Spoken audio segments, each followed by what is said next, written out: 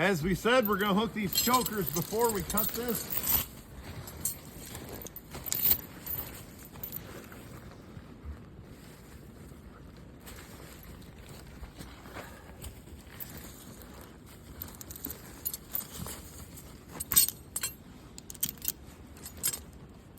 Choker one.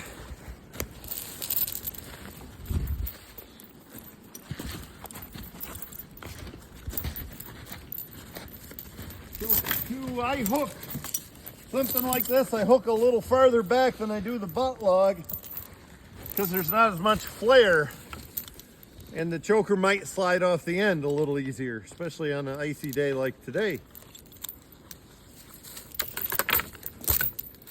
Chokers are hooked. Well, we still got enough battery on this phone. We're going to make this cut.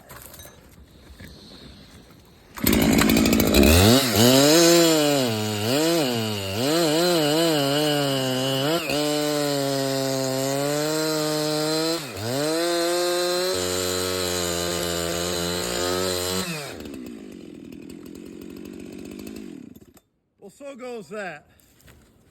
Looks like we didn't need to hook those chokers. It didn't settle down and wasn't hard to hook on either end. But, you know, Murphy's Law, if we didn't do that, we'd have had a hell of a time hooking those chokers. So we needed to cut this log anyway. It didn't make any difference if we did it hook the chokers first or last.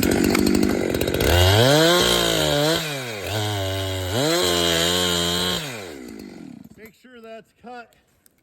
And I'm going to hook what we call a roll on here. Put that chain down here at about, from my perspective, about 9 o'clock. And then when we hook to it down there, it should roll past this, and we can pull it even. We're gonna have to quit filming for a while. We're low on battery, but you've seen this all before. Backed up here.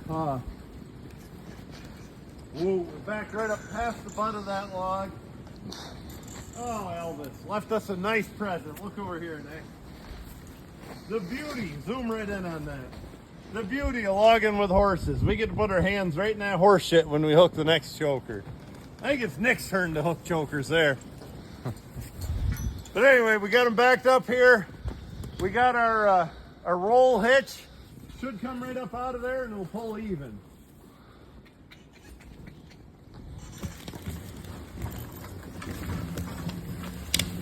Whoa, back, back, back, back, whoa. Oh, fun.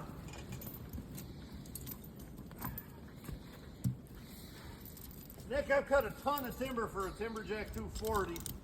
I've never had one of them do that to me.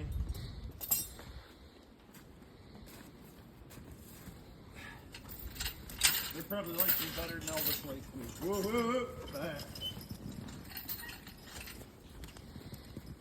Yes, I'm looking at horse poop. I saw some white snow there and I thought it was a worm. It's not. But I'm always looking. I can tell a lot about their health by their poop. Whoa. Ah, I passed. Back. Whoa.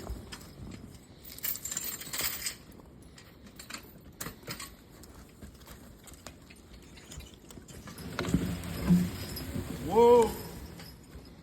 A little bit. Back. Back. Back. Whoa. We'll get rid of our handy dandy long chain. We'll just finish out with chokers here. One on the left, one on the right. Okay, like I've showed you before, on an arch like this, I like to have the hooks toward the outside of the log, both these hooks. That way they're pulling inward toward that arch. Back. And we got a lot better chance of getting both logs under that beam. Gee. Whoa. Whoa. A little bit. Whoa, whoa, nice. Oh boy. Ha. Ha. Whoa, back. Back. Whoa, ha. Whoa, back. Whoa, whoa. Good boy. Not a great place to have my foot. Just so you know, kids. Gee. Whoa. Now, you see why I trimmed this log? With it nice and trimmed, that should fit these two right between the beams of this arch. Nick, put your foot on the other end of this. Check that out, huh? Dig that. All right, Nick, look from the front here. Show that thing in the snow, that little dead snag. Can you hear me? Think so. Normally, get on this side, left. There we go. Normally I'd cut this so the horses don't have to jump over it. I left it there for a reason. I'm hoping to get the end of both these logs up on it, have the logs up high and the cart down low, and I can get a lot of lift.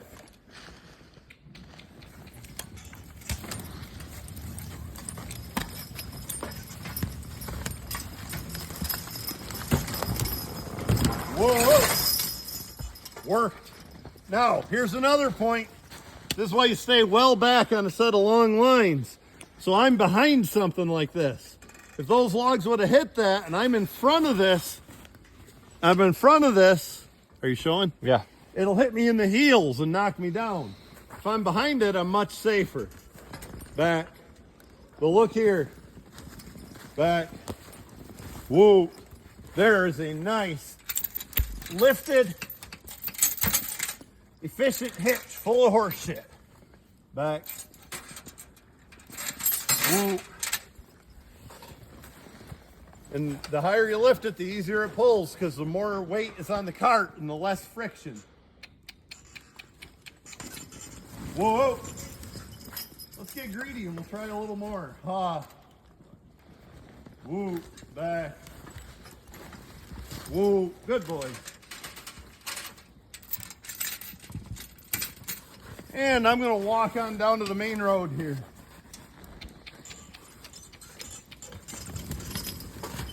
You guys that have known me for a while,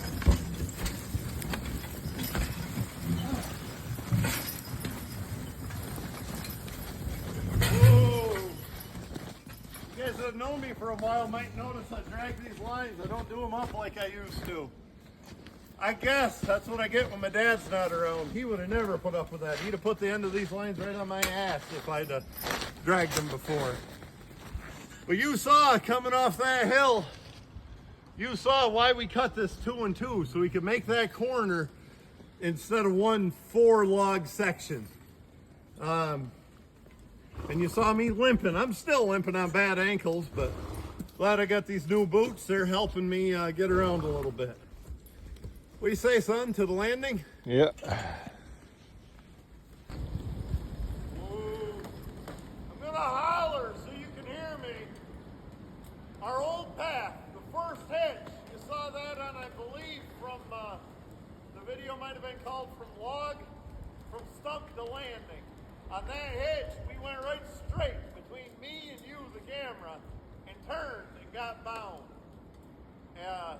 We don't want to do that anymore. You remember, we almost hit the cart. One wheel came up. So we made a new path with a much gentler slope.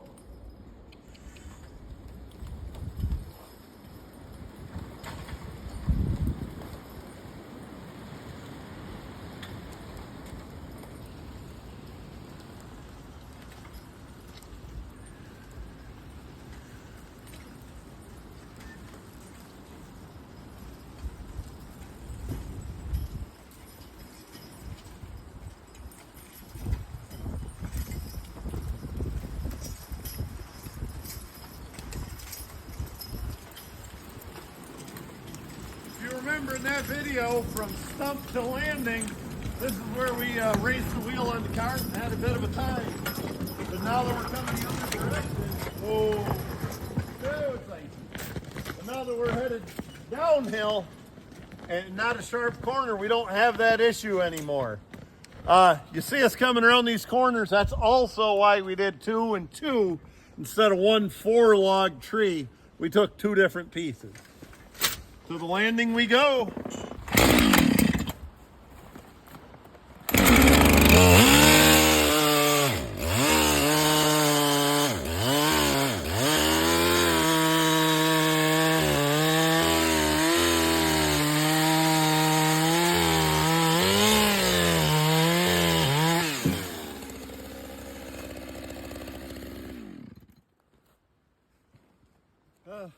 That didn't work. Oh well, you filming? Yeah. Keep it filming.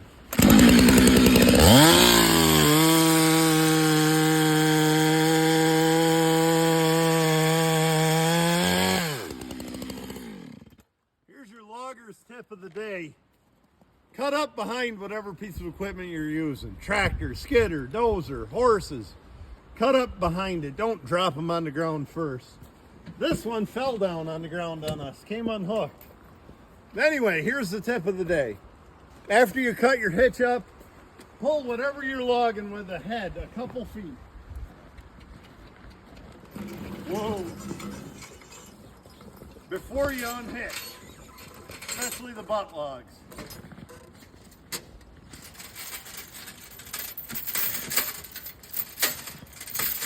All right, stop. Pull your hitch ahead before you drop your butt logs. Now you can drop your butt logs. Whoops. And everything will roll better. Your log buyer has enough room to get in here and tag this.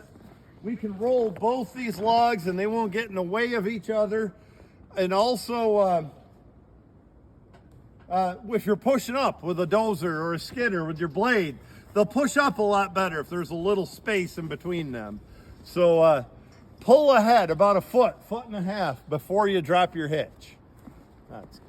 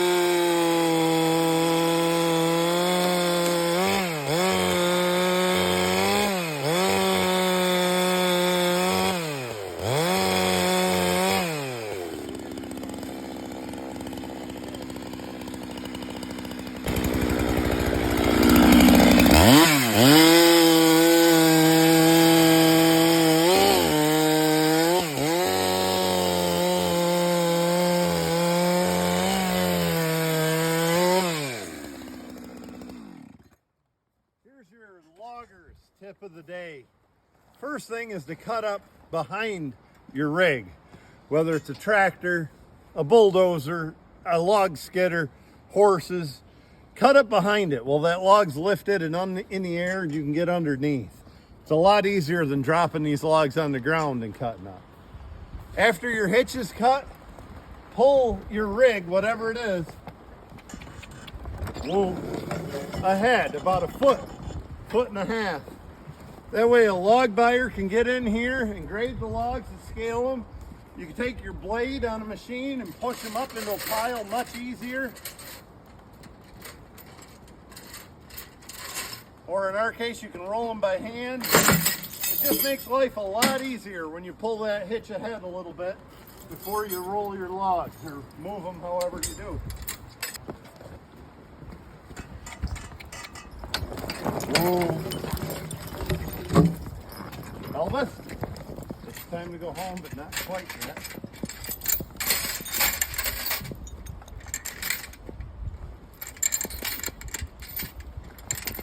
Whoa, Jim Bob. All right, you see that we pulled them ahead.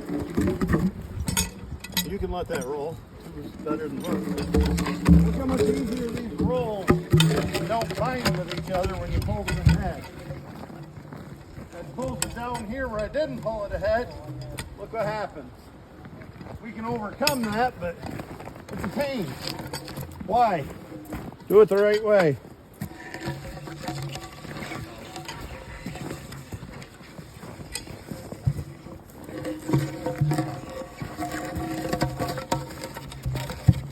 Yeah, here's another great tip.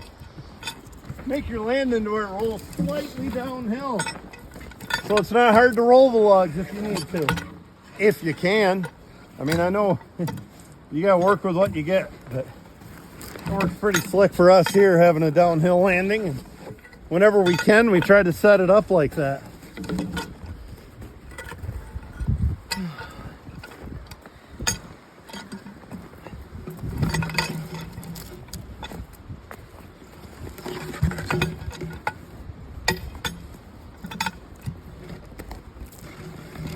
Log buyers hear horse logger and they think, oh damn. They think bad landing. Nothing there to pull me out if I get stuck. Logs are under the power lines, all that stuff. And I'm not kidding. Log buyers think that when they hear horse logger. They're glad to have us because we can produce logs and leather nobody else can, but they think that. So let's do all we can to overcome that and let them know that's the other guys, not us. We got a good landing. We had a truck here this time yesterday. There's no reason not to have a good landing, even with horses. Put it where a truck can get to it without chaining up, and where he doesn't have to move 18 times to get a load of logs, or 4 times. That way you'll always get trucks too if you have trouble getting trucks. But if you're known as the guy that has a good landing, you'll get trucks.